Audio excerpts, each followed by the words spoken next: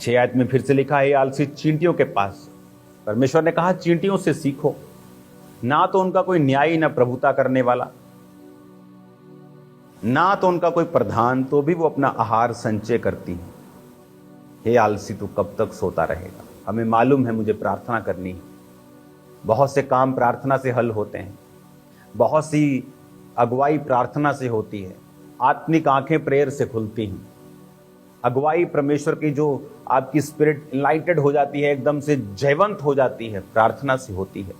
लेकिन तब भी आप प्रार्थना नहीं करते, आलस पड़ा है, सुबह कर लेंगे, अभी सो जाता हूं, सुबह कर लूंगा, सुबह सोचते शाम को जल्दी आकर कर लूंगा। उसने कहा तेरी नींद कब टूटेगी। हालेलुया। कहता कुछ और सो लेना, थोड़ी सी नींद, तेरा कंगालपन राह के लुटेरे के समान। पुराने समय में राह के लुटेरे होते थे, अब तो बहुत कम है, अब तो सीसीटीवी कैमरा आ गए, लोग कम करते हैं ऐसे काम।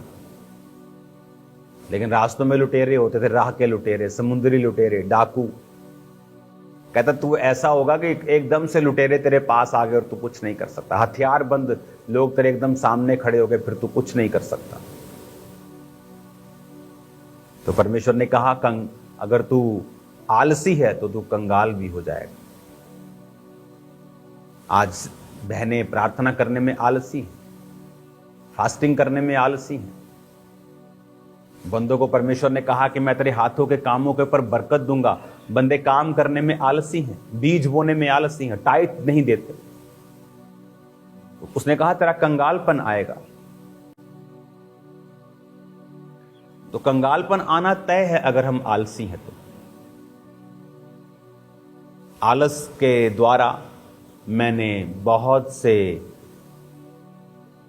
लोगों के एंजॉयमेंट को अधूरा रहते देखा है, उनकी लाइफ का जॉय, उनकी लाइफ का आनंद थोड़ा होता देखा है। कंगालपन कहता तुम्हारा आने ही वाला है अगर तुम आलसी हो तो। लोगों को लगता है आलस एक कमी है, वचन के अनुसार आलस एक पाप है। आलस आपके परमेश्वर की योजनाओं को डिले रखता है, डिले से आपका नुकसान होता है।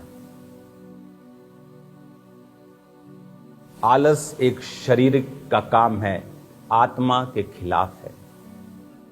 आलसी व्यक्ति अपने जीवन में अपने कामों को समय पर पूरा होता नहीं देखता। आलसी व्यक्ति कंगाल हो जाता है। आलसी व्यक्तियों को परमेश्वर पसंद नहीं करता। वो चाहे प्रार्थना में आलस हो, उपवास में आलस हो, काम करने में आलसी, बिजनेस करने में आलसी, जॉब में जाना है आलसी। आज भी लोग सुबह चर्च आए होंगे 1 बजे और उनसे पूछो क्या काम था सुबह कि तुम मॉर्निंग 10 बजे आकर वर्शिप अटेंड नहीं कर पाए, पूछो, कोई कारण नहीं। आलस, सुबह ना जल्दी उठने का। इसीलिए आत्मा में आप लोग कंगाल हैं। कुछ लोग शारीरिक काम नहीं करते, वो शरीर में कंगाल हैं। कंगालपन तो है, वो पैसों का हो चाहे आत्मिक जीवन का हो, वो तो नजर आता है। सुबह कोई काम नहीं था, लेकिन आप लोग आराम से उठे, चाय पानी नाश्ता किया, आराम से ऑटो वाले को फोन किया, आराम से गाड़ी निकाली, आराम से आए कि 10 बजे अभी तो वर्शिप चल रही है, हाँ अभी तो वीडियो टेस्टिमनीज होगी, चलो चाय पी लेते कैंटीन में। आप आत्मिक कंगाल हो जाएंगे क्योंकि आपकी आत्मा को आपने आलसी बना दिया है। प्रार्थना करने का आलस, रात को प्रार्थना नहीं होती, नींद आती, काम बहुत होता है। उसने कहा हे आलसियों चींटियों के पास जाओ। उन पे कोई प्रधान नहीं, उनको मालूम है सर्दियों में हम नहीं इकट्ठा कर पाएंगे, तो वो धूप काल में संचय करती, और चींटियां जब सब फूड को इकट्ठा कर लेती हैं और धरती के नीचे अपनी बिलों में कहीं भी ले जाती हैं, फिर उस फूड पे जब उल्ली लग जाती है, फफूंद लग जाती है, तो वो उसको खाती हैं। वो खाना नहीं खाती, खाने की फफूंद को खाती हैं। और उन्हें मालूम है कि हमें जल्दी संचय करना है, सर्दियों में समय नहीं मिलेगा। लेकिन चींटियां समझदार हैं, लेकिन विश्वासी समझदार नहीं हैं। शैतान क्यों आपको नींद देता है जब आप बाइबल पढ़ते हैं? वैसे आपको पिक्चर देखनी हो 3 घंटे की तो आपको नींद नहीं आती।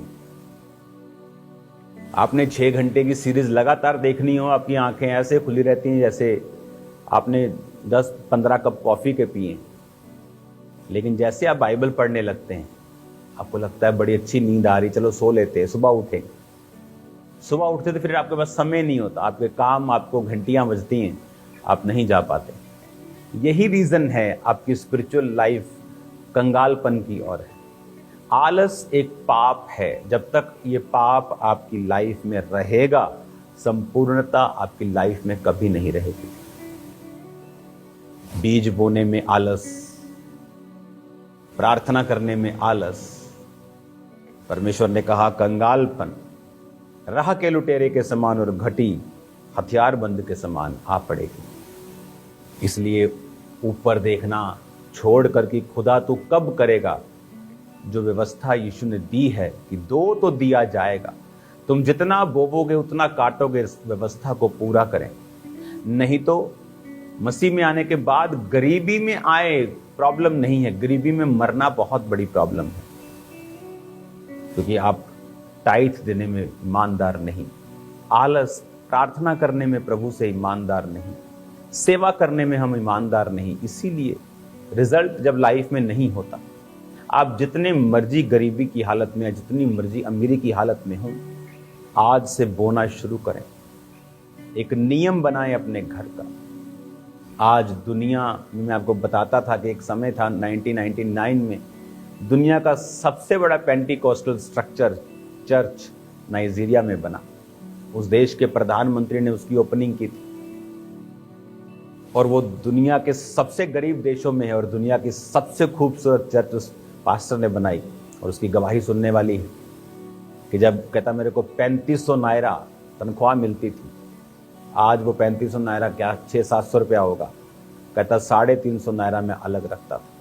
उसके स्पिरिचुअल फादर ने एक बार पैसों का बड़ा बैग उसके सामने डॉलर्स का रख दिया, मिलियंस ऑफ डॉलर्स, कि ये ले और चर्च बना। कहता नहीं, मुझे ये बताओ कि ये आता कैसे है। आप दे देंगे, मैं खर्च लूंगा, खत्म हो जाएगा। आएगा कैसे? जब अगर मुझे ये सीख गया मैं कि आता कैसे है, तो लगातार फिर आएगा। उसने कहा बेटा, अमीर हो चाहे गरीब हो, तुम चाहे घटी में हो चाहे बढ़ती में हो, अपना टाइट देना भूलना नहीं, क्योंकि ये वाचा है।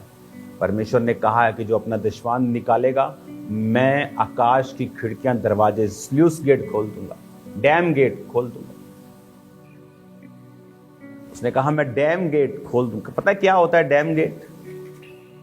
चलो हिंदी में तो बहुत ही ट्रांसलेशन इतनी अव्वल दर्जे की नहीं है, लेकिन जब आप डैम गेट को पढ़ेंगे, मैं आपको इब्रानी भाषा में से पढ़ाता हूं। मलाकी 3 उसकी 10 आयत में लिखा है, सारे दशमांश भंडार में ले आओ कि मेरे भवन में भोजन वस्तु रहे। और सेनाओं का यहोवा ये कहता है कि ऐसा करके मुझे परखो। कहता चेक करो मेरे को। परमेश्वर कहता मैं आकाश के झरोखे तुम्हारे लिए खोलकर तुम्हारे ऊपर अपरंपार आशीष की वर्षा करता हूं कि नहीं। इसमें लिखा मैं आकाश के झरोखे खोलकर। इंग्लिश में लिखा the Lord of host I will that if I will not open you the Windows of haven. कहता मैं आकाश के विंडोज को खोल दूंगा। विंडोज को जब हम इब्रानी भाषा में पुराना नियम लिखा गया तो उसमें लिखा है, विंडो का मतलब है इब्रानी भाषा का 699वां शब्द अरूबा। अरूबा का मतलब है sluice with opening for water. जैसे डैम में होता है कि पीछे तो पानी भरा पड़ा है लेकिन आगे नदी सूखी, क्योंकि डैम के गेट बंद है। तो जब अब बारिशें होंगी तो डैम के गेट खुल जाते हैं और आगे भी पानी जाता है, जिससे नदियां ओवरफ्लो हो जाती है। कहते हैं नदी ओवरफ्लो, क्योंकि डैम के पास जितनी कैपेसिटी है, पानी ज्यादा है तो उसको खोलना पड़ता है। तो परमेश्वर ने कहा जब तुम टाइट दोगे तो मैं बारिश करूंगा। इतनी बारिश होगी डैम में कि उसको गेट खोलना पड़ेगा। तो जब मैं गेट खोलूंगा तो पानी आगे आएगा। आज परमेश्वर के भंडार में तो खरबों हैं, लेकिन आगे सूखा पड़ा है विश्वासियों के हाथ में। क्यों? क्योंकि ये वचन पूरा नहीं किया। आज खामरा चर्च क्यों आशीषित है?